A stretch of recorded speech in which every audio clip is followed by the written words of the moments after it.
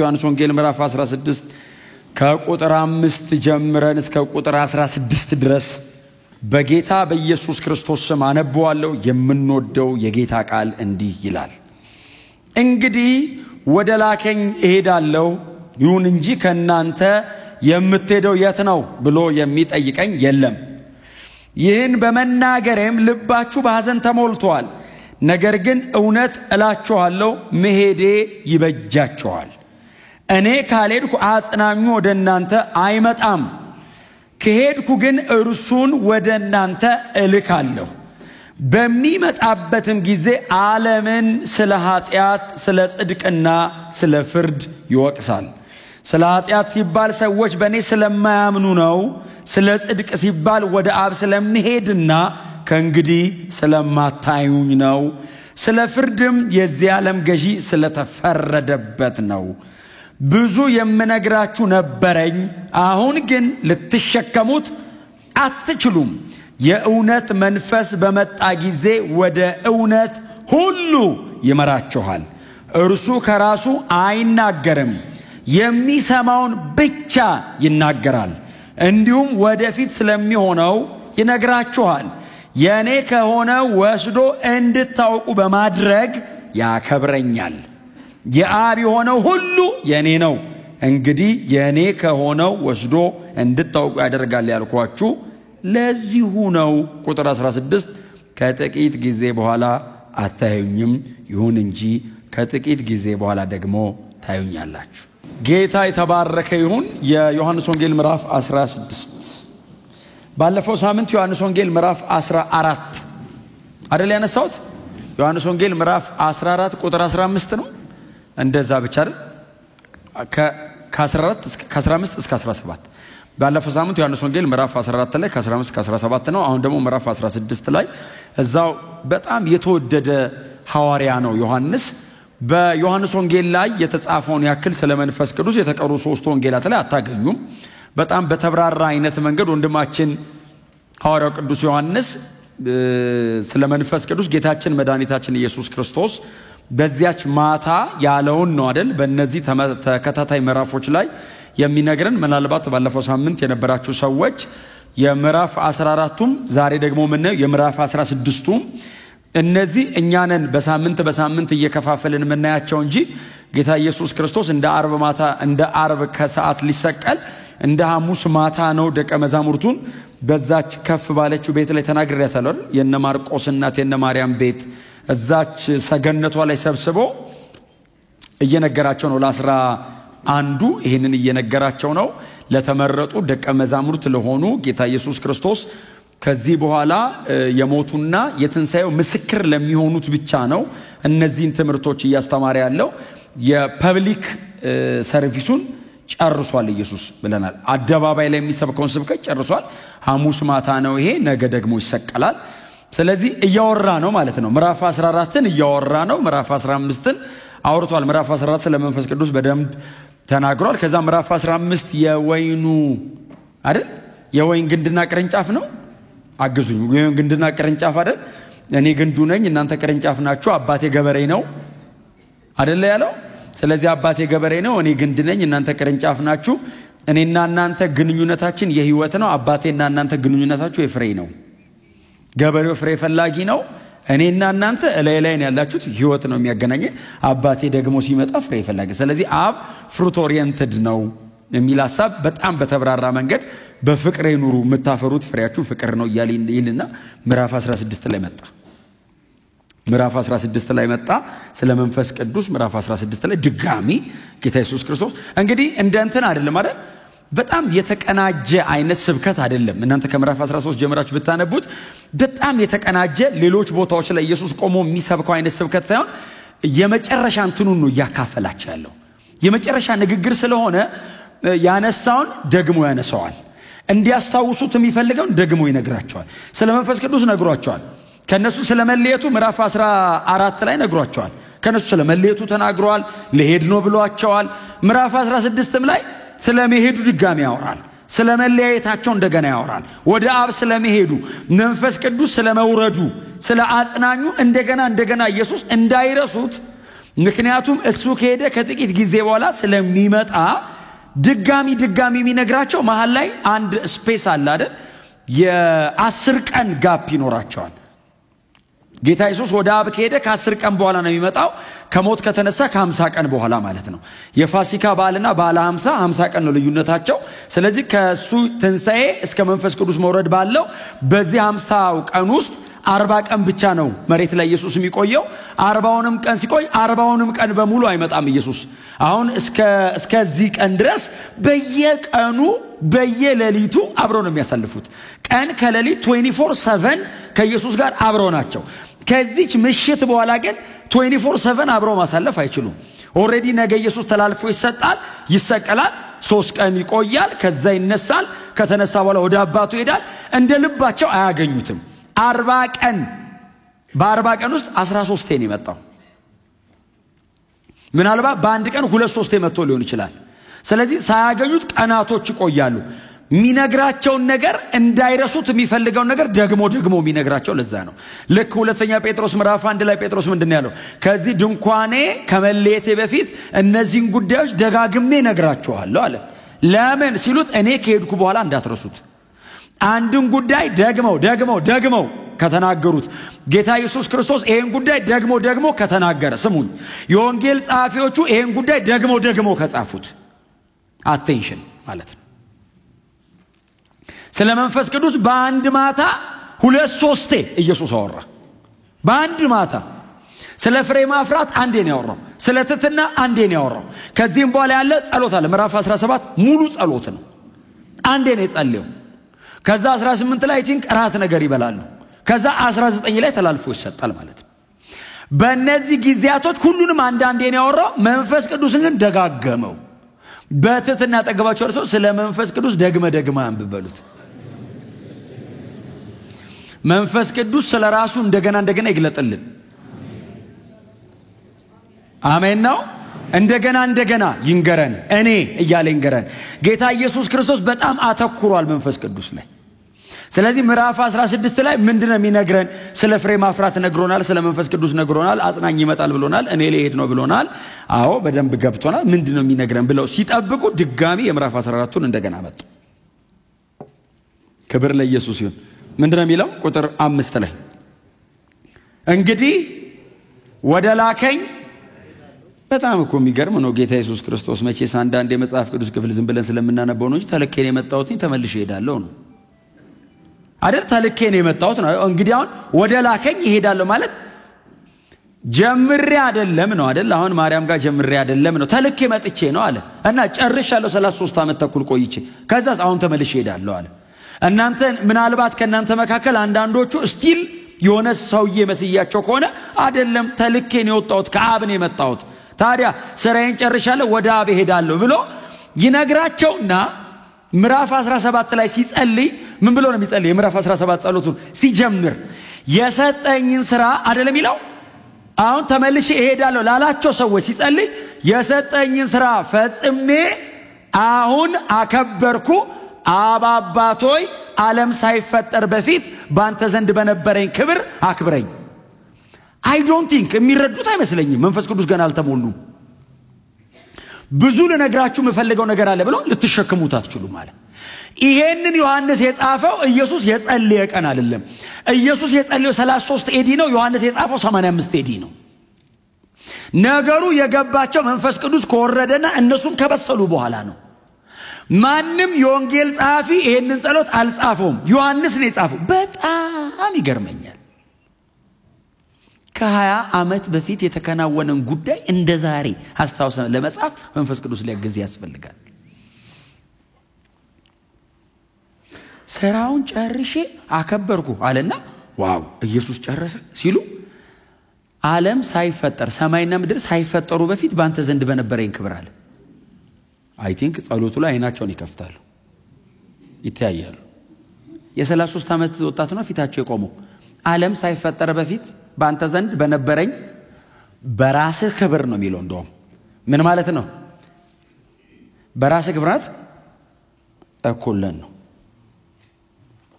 መልሳ አክብረኝ ሲሉ አብስ አክብሬዋለሁ አከብረዋለሁ አለ። በጣም ከባድ እኮ ነው። እኛ እንደ ቀልድ የጌታራት ስንቆርስ እናነባታለን እንጂ ላለፈበት ከባድ ለነበረ ከባድ ነው። እኛ በመንፈስ ቅዱስ ታግዘን እኮ ነው እንደ ቀልድ አሁን እንዲህ የምናወራው። የነበሩት ሰው በደረቁ የሚሰማ ሰው መንፈስ ቅዱስ ያልተሞላ ሰው እስራኤል መንግስት መች ትመለሳለህ ብሎ የሚጠብቅ ሰውዬ የዘላለም አምላክ ነኝ ይላል። ጸሎቱ ታውቃል። ለነሱ ለማስረዳት እየጣራ አይደለም ከአባቱ ጋር ነው የሚያወራው። አሁን እነሱ እንዲያውቁ ሳይፈጠር ነበር እንዲህ ልኮ አይደለም እውነት ነው የሚያወራው። ከአብ ጋር ነው የሚጨርሰው። ይሄንን አልገባንም ሲሉት ባይገባችሁም ችግር የለውም አትሸከሙትም። መንፈስ ቅዱስ ሲመጣ ያስረዳችኋል። መንፈስ ቅዱስ መጥቶ ነው ያስረዳለኛም። የዘላለም አምላክ የ33 ዓመት ወጣት ሆነ ሲል መንፈስ ቅዱስ አስረድቶን እንጂ መንፈስ ቅዱስ ባያስረዳ ኖሮ የዚህ ወንጌል ተቃዋሚኛ ነበር። ፓራዶክስ ነው የሚመስለው የሚጋጭ። ወደ ላከኝ ይሄዳለው አለ ኢየሱስ። ተልከኝ የመጣሁት ስራዬን ጨርሼ ላከ ያለኝ አይደል? ሁለት ነው ማለት ነው። ላከ ያለኝ ከዛስ ወደ ላከኝ ተመልሼ ሄዳለሁ። የላከኝ ሚሽን አስይዞ ነው። ሚሽን ጨርሻለሁ። የቤዛነት ስራ ለመስራት የመጣሁት ስራዬን ጨርሻለሁ። ታዲያ ተመልሼ አሁን ይሄው ጨርሻለሁ ብዬ አቀርባለሁ ስራዬን። አንደኛ ቆሮንቶስ ምዕራፍ 15 ሁሉን ላስገዛለት እርሱ ደግሞ ይገዛል። ሁሉን ካስገዛለት በቀር ሁሉ ለእርሱ ይገዛል። ሁሉን ያስገዛለት ግን ለእርሱ አይገዛም። እርሱ ሁሉን ላስገዛለት ይገዛል የሚቃለባቸው አላነበባችሁ? ኢየሱስ ከአብ ያንሳል ማለት ሁሉን ላስገዛለት ይገዛል። የትንሣኤ አካል ምናምን ስለሚያዝ ጳውሎስ ያስተማረው ትምህርት ላይ የተነሳ ሐሳብ ነው። ሁሉን ላስገዛለት ይገዛል ማለት እየተወራ ያለው የአብና የወልድ እኩልነት ምናምን አይደለም። እሱ አይደለም። ፈንክሽናሊ ሰቦርዲኔት ያደርጋል። በምግባር ይገዛል ነው። ፈንክሽናሊ ነው እንጂ ፖዚሽናሊ እኩል ናቸው። በማንነት ደረጃ በስፍራ ደረጃ የመለኮትነት መብትን በመጠቀም በማንነት ደረጃ እኩል ናቸው። ግን ጌታ አብ የሰው ልጆችን ማዳን እፈልጋለሁ ሲል ወልድ እኔ አድናለሁ ሲል ኦኬ ተሰጠው። ለማዳን መጣ። ስራ ጨርሻለሁ ብሎ ማቅረብን የሚያመለክት እንጂ ማንነት ማወዳደር ላይ አይደለም። ፈንክሽናል ነው፣ ፖዚሽናል አይደለም። ግልጽ ነው። ይሄን ሁሉ ያልኩት ወደ ላከኝ ይሄዳል የሚለውን ለማስረዳት ተልኮን የመጣው በጣም ሰፊ ነው ሐሳቡ። እንደ ቀልዳውን ኢየሱስ ብሏት ሲያልፍ እነሱም ዝም ብለው ጻፍ አድርጓት ሲያልፉ ቀላል እንዳይመስላችሁ። ወደ ላከኝ ይሄዳል ማለት የተላከው የሰው ልጆችን ለማዳን የዘላለም ሕይወትን ለመስበር ነው የመጣው። የዘላለም ሕይወትን ለመስጠት ነው የመጣው። ይሄን ነው ጨረስኩ ያለው። ተመልሼ ሲሄድ የዘላለም ሕይወት ተሰብሯል፣ የዘላለም ሕይወት ተከፍቷል ይለዋል አብ። በደሜ በስጌ ይላል ኢየሱስ ሄዶ እሄዳለሁ አለና ከናንተ መካከል ወዴት ነው የምትሄደው ብሎ የሚጠይቀኝ የለም ማለት። ለምንድን ነው ወዴት ነው የምትሄደው ብሎ የሚጠይቀው የሌለው? ምዕራፍ 16 ምዕራፍ 14 ላይ መልሶታል። ወደ አብ ነው መሄደው ብሏል። ስለዚህ ቅድም ምዕራፍ 14 ላይ ቅድም አሁን እኛ ላስት ዊክ የምንለው ለነሱ ቅድም ነው። ምናልባት ከ30 ደቂቃ በፊት ነው ያወራው። ቅድም ፊልጶስ ወዴት እንደምትሄድ አናቅም ብሎት ነበር። ትዝ ይላችኋል? ምዕራፍ 14 ወዴት እንደምትሄድ እንዴ እኛ ወዴት በምን እናውቃለን ሲሉት እውነትም መንገድም ሕይወትም እኔው ነኝ፣ በእኔ በቀር ወደ አብ የሚመጣ ወደ አብ ነው የሚሄደው አለ ሲለው ፊልጶስ በጣም ስማርት የሆነ በጣም ከባድ ደቀ መዝሙር ነው። ኢየሱስ አጠገቡ መቆሙ ነው ሰውየውን የመለሰው እንጂ ዘንድሮ ቢሆን ከባድ አብን አሳየን እኔ ይበቃናል አለው። ዘንድሮ እንደዚህ ብትጠይቁ ምንድነው የምትሉት? ጌታ ኢየሱስን አብን አሳየን ይበቃናል ሲለው አሁን ጨርሶት ስለመጣ ነው ወዴት ነው የምትሄደው ብላችሁ አትጠይቁኝም ያለው። አብን አሳየን ይበቃናል ሲለው እስከዛሬ ከእናንተ ጋር ስኖር አታውቀኝም አይደል ያለው። እኔን ያየ አብን አይቷል። እኔ በአባቴ አባቴስ በእኔ እንዳለ ይህን አታምንም ሲለው ፊልጶስ አምናለሁ አይደለም ያለው፣ አውቃለሁ አለው። እምነት ከእውቀት ነው የሚነሳው። ጌታ የተባረከ ይሁን። ስለዚህ ይሄንን ዘግቶ ስለመጣ ወደ ላከኝ ይሄዳለሁ አለና ወዴት ነው የምትሄደው ብሎ ግን እናንተ መሃል የሚጠይቀኝ የለም አለና እኔ ብሄድ ይሻላል አለ። እንደውም እኔ ያያስኩት እዚህ አዲሱ መደበኛ ትርጉም ይበጃቸዋል የሚል ቆንጆ ቃል። ይሻላል ይጣባል፣ ይበጃቸዋል ግን ቆንጆ። እሺ ነው የሚሉት። ግን ለምን ሲሉ እስቲል እያወራ ስለሆነ ለምንድን ነው እኔ ብሄድ ይበጃቸዋል ያለው ሲሉ ከዛ ቀጠለ ምንድነው የሚለው? ቁጥር 7 ይበጃቸዋል ካለ በኋላ እኔ ካልሄድኩ በጣም ይገርመኛል ይሄ ክፍል። መንፈስ ቅዱስ ኢየሱስ አልከበረምና መንፈስ ቅዱስ አልወረደም የሚል ቃል አንብባችሁ ይሄው እዚህ ጋር እኮ ተረጎሙ። እኔ ካልሄድኩ እሱ አይመጣም ማለት ሁለታችሁ ማመጡ ስትሉት ምንድነው የሚለው ኢየሱስ? እኔ ሄጄ አብን እለምነዋለሁ። መንፈስ ቅዱስ እንደዚህ ዝም ብሎ ዘው ብሎ የመጣ እንዳይመስል። አሁን እኛ መንፈስ ቅዱስ እንል የሚፍለቀለቀው ዝም ብሎ እንዳይመስል በልመና ወርዶ ነው። እኔ ሄጄ አብን እለምናለሁ ምዕራፍ 14 ላይ አብን እለምናለሁ አለና አብ ይሰጣቸዋል አለ። እዚህኛው 16 ላይስ ትምርቱን እንደገና ሳደገው አይደል? እኔ እልካዋለሁ አለ መንፈስ ቅዱስን። አሜን በሏ። አብ ይሰጣቸዋል አለ። 16 ላይ ደግሞ እኔ አብ ጋር ይሄድና መንፈስ ቅዱስን ወላጅ እንደሌላቸው ልጆች አልተዋችሁም ብያቸዋለሁ፣ ታዲያ ጠብቃቸው፣ እኔ አድኛቸዋለሁ፣ አው ተመልሼ እስክመጣ ጠባቂያቸው ሁኑ ሲለው መንፈስ ቅዱስስ እሺ ብሎ እግዚአብሔር ወልድ ሰማይ ሲገባ እግዚአብሔር መንፈስ ቅዱስ እኛ ጋር መጣ። አብ ብሉይ ኪዳን ላይ ያዘን፣ ወልድ ወንጌላት አካባቢ ነበር፣ መንፈስ ቅዱስ ተዛሬ አለ። ሳልቬሽኑ በትራይን ጋድ ነው የተሰራው። አብ ወልድ መንፈስ ቅዱስ ተሳትፈዋል እኛ ላይ። ይሄንን ለሚያከል ሰው ስላሴ ወርዶን ያዳነው አባቴን እለምናለሁ ብሎ ይሰጣቸዋል አይደል? 16 ላይ መንፈስ ቅዱስን እልከዋለሁ። ሌላ አጽናኝ አይደል? ላስት ዊክ ተናግሬዋለሁ። ስለ አብ አወራ፣ ስለ ወልድ ተወራ፣ ሌላ አጽናኝ ተብሎ ስለ መንፈስ ቅዱስ ተወራ። የስላሴ ትምህርት ክብር ለእግዚአብሔር ይሁን። ከዛ ቀጥሎ ምንድነው የሚለው? እንድታነቡልኝ ስለምፈልግ እልከዋለሁ ካለ በኋላ ቁጥር 8 በሚመጣበትም ጊዜ ዓለምን ስለ ኃጢአት፣ ስለ ጽድቅና ስለ ፍርድ ይወቅሳል። ከዛ ቁጥር 9 ምንድነው የሚለው? ስለ ኃጢአት ሲባል ኃጢአት ይሄ ነው። ኢየሱስ ኃጢአትን እግረ መንገዱን ተረጎመው ከመንፈስ ቅዱስ ጋር እየይዞ ኃጢአት በእኔ ያለማመን ነው አለ።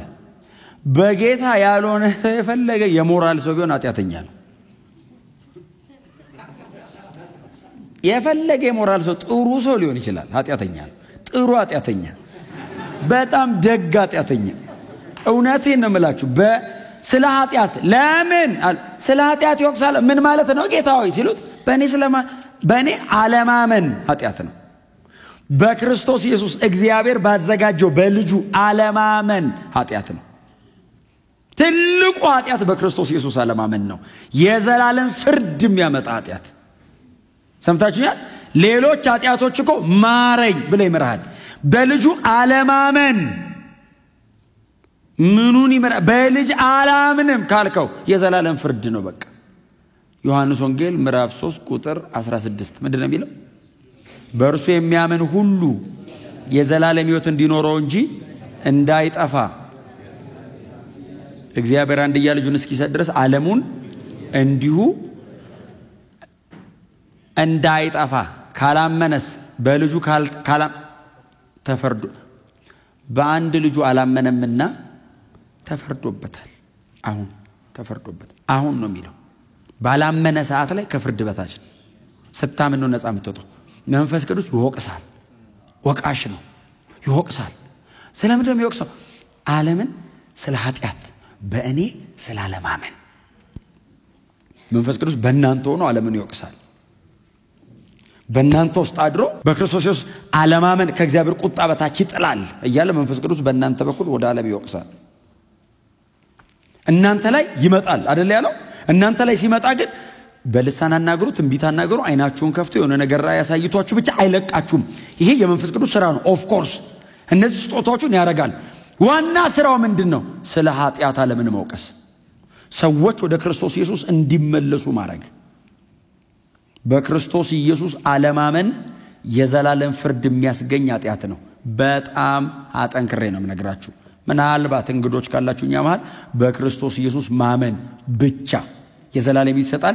ይሄንን የምንመሰክረው እኛ አይደለንም፣ መንፈስ ቅዱስ ነው የሚመሰክረው። የመንፈስ ቅዱስ ምስክርነት ይሄ ነው። መንፈስ ቅዱስን የሚሳደብ ኃጢአቱ አይሰረይም ማለት ምን ማለት ነው? መንፈስ ቅዱስን የሆነ ነገር እንደምትሳደበው መሳደብ ማለት አይደለም እኮ ትርጉሙ። መንፈስ ቅዱስን አለመቀበል ነው መሳደብ። ሬዚስት ለማድረግ መሞከር ነው መሳደብ። የመንፈስ ቅዱስ ስራው ምንድነው? ስለ ክርስቶስ ኢየሱስ የዘላለም ሕይወትነት መመስከር። እምቢ ስትለው መሳደብ ነው፣ ስርየት የለውም። ስለ እኔ ኢየሱስን እኮ አላውቀውም። ስለ ኢየሱስ የነገረኝ እኮ መንፈስ ቅዱስ። ታዲያ የዛሬ 2000 ዓመት መስቀል ላይ ስለሞተው ስለ ኢየሱስ ከራስ መኖር በላይ ትመሰክራለህ። ይሄንን ምስክርነት አንተ ውስጥ ያስቀመጠው መንፈስ ቅዱስ ነው። ስሙኝ፣ እኔ እንዳልመስል እኔና እናንተም ኢትዮጵያውያን አሕዛብ ነን፣ ምስራቅ አፍሪካን ያለነው። ከኢየሱስ ክርስቶስ ጋር የበሉ የጠጡትን ሰዎች ጌታ ኢየሱስ ውጡና ስበኩ አይደለም ያላቸው። መንፈስ ቅዱስ ሲመጣ ስለኔ በእናንተ ይሰብካል ያለው። መንፈስ ቅዱስ ሲወርድ ነው የመሰከሩት። አብረው የኖሩ አምጥዩን አላቆም ብሎ ያውቃል። አትመሰክርም ስላየ መንፈስ ቅዱስ ባንተ ነው የሚመሰክረው። አብሮ የኖረ ከዶ ያውቃል። ባይዘው ጴጥሮስን የሚያክል አረን ያላቀው ጴጥሮስ ምንድነው ያለው? ረገመው እኮ ነው የሚለው። ሊረግመው ጀመረ ይላል። ኢየሱስን መንፈስ ቅዱስ አድሮብን ነው ደህና ነው። የክርስቶስ ምስክር ስለ ኢየሱስ እንድታወራ የሚያደርግ ብርሃን የሚሰጥ እርግጠኝነትን እዚህ ውስጥ የሚያስቀምጠው መንፈስ ቅዱስ ብቻ ነው። ዕውቀት አይደለም፣ ብርሃን ነው። ብርሃን ነው። ይሄ ማወቅን የመሰለ ጥሩ ነገር የለም። ማወቅ ብቻ ምን ያደርጋል? ተምረው እግዚአብሔር የለም ያለው አሉ። አየ መንፈስ ቅዱስ ካለ መሰከረ ማንበብ ማጥናት አዋቂ ሐያሲ ነው የሚያደርግ። ማወቅ መንፈስ ቅዱስ ሲያድርብህ አንዷ ጥቅስ የዘላለም ሕይወት። አይ ዮሐንስ 3:16 ገብቶ ምድርን እንዲግልብጥጥ ታደርጋለህ። እውነትህን ነው። ስታወራስ ታካፍላለህ። ሰው ኢምፓርት ያደርጋል። አንተ ቆመ መንገድ ላይ የዘላለም ሕይወት ታገኛላችሁ እያልክ ምንም የተቀናበረ ነገር ሳታወራ መንፈስ ቅዱስ ባንተ ከመሰከረ እጅግ የተማረና ሊቅ የተባለው ሰው ያንበረክከዋል። ይሄው በእነዚህ አሳጥማጆች አፍ ያወራው መንፈስ ቅዱስ አይደል? አሳጥማጅ እኮ ነው። ጴጥሮስ ቆመ ሐዋርያት ሥራ ምዕራፍ 4 ላይ ቆሞ እናንተ ሰቅላችሁ በገደላችሁት እግዚአብሔር ሲል አዩትና አልተማረም። ሊትሬት አይደል? አይመጥንም ወሬው። ክላሲካል አይደለም ወሬው። ታውቃለህ? እዛ የመንደር ቋንቋ ነው የሚጠቀመው። ኮይኔ ነው እዛ ሰፈር ውሎ እኮ ነው። አይገርም ይላል። ብራዘር ሰብኮ ወጥቶ ሄደ። ቀጥሎ የተጻፈው ጥቅስ ከካህናት ወገን ብዙዎቹ ለዚህ እምነት ታዘዙ የሚል ነው። አልተማረም ያለው ሰውዬ ቸርች ተከትሎት መጣ። እውነትህን ነው። መንፈስ ቅዱስ የመንፈስ ቅዱስ ቴስቲሞኒ ነው። ትክክል። ወንጌል በመንፈስ ቅዱስ ነው የሚመሰከረው። ወንጌል የሥላሴ ፕሮግራም ነው፣ የጠላውን አይደለም። አይ መንፈስ ቅዱስ ሲያወራው አብሮ ነው ዲዛይን ያደረገው ከአብና ከወልድ ጋር። ስጋይ ሲነግር የራሱ ነው። ባንተ ሲመሰክር የሰው ሕይወት የዘላለም ሕይወት ይሰጣል። አሜን ነው። ስለ ኃጢአት ዓለምን ይወቅሳል በእኔ ስላላመኑ። ሁለተኛው ምንድነው? ስለምን ይወቅሳል ነው የሚለው? ስለ ጽድቅ ብሎ ድጋሚ እንደገና ስለማታዩኝ የሚል ቃል አንብባችሁ ምን ማለት ነው? ስለ ጽድቅ ብሎ ድጋሚ ስለማታዩ ማለት ምንድነው? ጌታ ኢየሱስ ክርስቶስ ይህንን ዓለም ስለ ኃጢአቱ ወቅሶ የእግዚአብሔርን ጽድቅ ጨርሶ በአባቱ ቀኝ መከበሩን የሚያሳይ ቃል። ስለ ጽድቅ ይወቅሳል ማለት ጌታ ኢየሱስ ክርስቶስ የአባቱን ጽድቅ በገለጠበት መጠን የዓለምን ኃጢአተኝነት አውጥቶታል። የዓለም ኃጢአተኝነቷ የታየው ብዙ ሰዎች ክፉ ነገር ሲሰሩ ሳይሆን ኢየሱስ የእግዚአብሔርን ጽድቅ ያሳየቀን ነው። ዓለም እንዲህ ኃጢአተኛ ናት የተባለው ኢየሱስ ላይ የእግዚአብሔር ጽድቅ ተብረቀረቀ። ስለ ጽድቅ ይወቅሳል ማለት ኢየሱስ ጨርሶ የዓለምን ኃጢአት አዋርዶ የአባቱን ፈቃድ ፈጽሞ በአባቱ ቀኝ መቀመጡን የሚያሳይ ስለ ጽድቅ ይወቅሳል። ኢየሱስ በጽድቅ ኖሮ ሰራውን ጨርሶ በእግዚአብሔር ቀኝ ተቀምጧል ብሎ ይመሰክራል መንፈስ ቅዱስ። ሶስተኛው ምንድነው? ስለ ፍርድ ይልና የዚህ ዓለም ገዢ የረገጠ ቃል እንድታወሩት ብዬ ነው። ይሄ ምንም ማብራሪያ አያስፈልገውም። የዚህ ዓለም ገዢ ስለተፈረደበት መጽሐፍ ሲናገር ዕብራውያን ምዕራፍ 2 ላይ በሞቱ ላይ ስልጣን የነበረውን ሻረው የሚል ቃል አለ። ኢየሱስ የሞተ ቀን አሸነፈ። ከሞት ሲነሳ አይደለም ያሸነፈው። ባይዘ ሲነሳ ጌታ ነው ያልነው። ልክ ሰይጣን ኢየሱስ ሲሞት ምን እንደሚሰራ ቢያውቅ ኖሮ ኢየሱስ እንዲሞት እነዚህ አርኮን የሚባሉት እንትሮ ዲዛይን አያረጉም ነበር። ኢየሱስ ሲሞት ምን እንደሚሰራ ቢያውቁ በፓለስቲና ግዛት ውስጥ ያለ ዛፍ በሙሉ መልመለው ሜዳ ያረጉት ነበር። የሰቀሉት በቃ አስወግደ ነው እኛም በሰላም ስራችንን እንስራ ብለው ልክ ሲሞት ማዕረጉ ተቆረጠ። ሰይጣን ወደቀ ተባለ። ሲሞት በሞት ላይ ሞትን ብቻ እኮ አይደለም በሞት ላይ ስልጣን የነበረውን ሻረው። ማዕረጉን ቆርጦ ቆላስያስን ተምረን የለ ምዕራፍ 2 ቁጥር 14 ላይ ቁጥር 14 እና 15 ምንድነው የሚለው? የአለቆችና የባለስልጣናትን ማዕረግ በመግፈፍ በአደባባይ እያዞረ አሳያቸው። የት? በመስቀሉ ነው የሚለው። ኢየሱስ መስቀል ላይ ሲሞት የአለቆችና የባለስልጣናት ማዕረግ ተገፎ አደባባይ ሰይጣን ተሸነፈ አለ ሰው ሁሉ።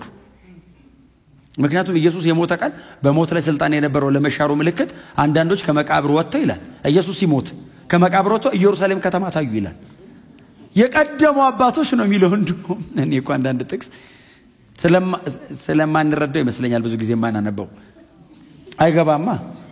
ኢየሱስ ሲሞት ይላል የከረም እንግዲህ አብርሃም ወጣ ብሎ ለምን ሞት ለመሸነፉ ምልክት ኢየሱስ ሲሞት ሞትን ይዞት ሞተ። ሞት ራሱ ሞተ ማለት ሞትን ኢየሱስ ሲመታው በሞት ሞትን ተጠቅሞ ሞት ላይ ዙፋን አርጎ እየሰራ የነበረው ማዕረጉ ተቆረጠ። ዙፋኑን ሲሰብረው ማዕረጉን ቆረጠ። ወደቀ ሰይጣን። ዙፋን ላይ ቁጭ ብሎ ነበር ሞት ላይ። ዙፋኑን ሲመታው ተንከባለለ ማለት። ትዝ ይላችኋል ደቀ መዛሙርቱ ሄደው አጋንንት አስወጡ። ያው ሁሌ ስለምናወራው አጋንንት አወጡ በና ደስ ብሏቸው መጡ። ዛሬ አሉት የነበረው አገልግሎት አሉት ለኢየሱስ ምን ነው? በስም አጋንንት እናስወጣ ነው አሉ። ከዛ ጌታ ኢየሱስ ምን አለ? ሰይጣን እንደ መብረቅ ከሰማይ ሲወድቅ አየሁት አለ። እነሱ ከጭፍራ ጋር እንትን ብሎ መተው እሱስ አርኬንጅሉ ኢየሱስ ኮሚኒኬት የሚያደርገው አርኬንጅሉ። ሰይጣን እንደ መብረቅ ከሰማይ ወደቀ አለ። አይ ቲንክ እነሱ ኢንጆይ የሚያደርጓት ጭፍራ ሶስት የጮኸው ጣማ ያሉትን ነው። በጣም እንደ መብረቅ ወደቀና እሱ አልገባቸውም። በኋላ ነው ኢየሱስ ከሞት ከተነሳ በኋላ ነው የሚያስታውሱት ራሱ ብሎ ነበር። ይሄንንም ያለህን የሚያስታውስ መንፈስ ቅዱስ ነው ያስታውሳቸዋል አላ። እኔ ያልኩትን ምን ማለት መሰለ? ትረሳለህ ባይዘ አስተዋሽ ያስፈልገው ለምን ትረሳለህ? ሰው መርሳት ስጦታ ነው። እንዲህ ነገር መርሳት ግን ህመም ነው። ባንረሳ አንኖርም። ተሞታለህ። የሰራውን በደል በሙሉ ትዝ ቢል እንዴ አትኖርም። እኔ ብለህ ነው የምትሞተው። አሁን መርሳትን ስጦታ ነው።